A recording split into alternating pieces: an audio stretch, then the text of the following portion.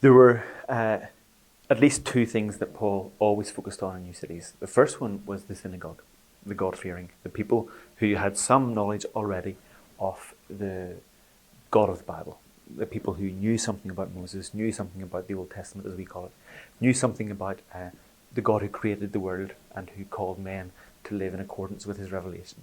And so he would always start there, as he says in Romans chapter 1, first to the Jew, then to the Gentile. And so Paul would go where people were congregating who had an interest already awakened in the God of the Bible. And he would appeal to them to understand that the things that they already knew found their fulfillment and their accomplishment in Jesus Christ.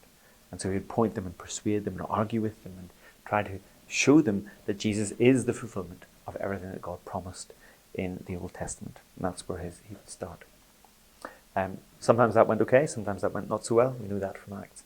And so the second move that Paul would make would be to go from the Jewish community or the God-fearing community to the Gentile community.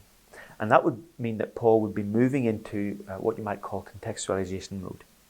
He'd be thinking to himself, what is it about this city and the people in this city that gives me a bridge or a point of contact or a point of conflict with the gospel? And so he would start to mould and shape his presentation of the gospel to fit the context that he was in without at all compromising the message that he had to bring. An example might be what he does when he gets to Ephesus. As we know, Ephesus is the temple of Diana. It's an amazing place. It's got the library there of Celsus. And Paul looks at this. And what is his message? What is the main kernel of his message in Ephesus? Well, Demetrius the silversmith says it when he's appealing to the crowd to riot. He says, this man says that gods made by hands are no gods at all. And so what Paul has done is he'd looked around the context and he said, these people are idolatrous. They're making images of Diana and they're worshipping them, and that's leading them into all kinds of sin. I'm going to show them from the gospel, from the Bible, that gods made by hands are no gods at all. And so Paul will look at the pagan and Gentile environment and context and culture, and he will bring the gospel to bear on that in a significant way. And so that's what Paul will do in cities. And if we want to learn from what Paul did in cities, then I think we need to do the same thing. We need to go where there are God-fearing people, if there are God-fearing people, and we might want to find ways in which we can appeal to those God-fearing people.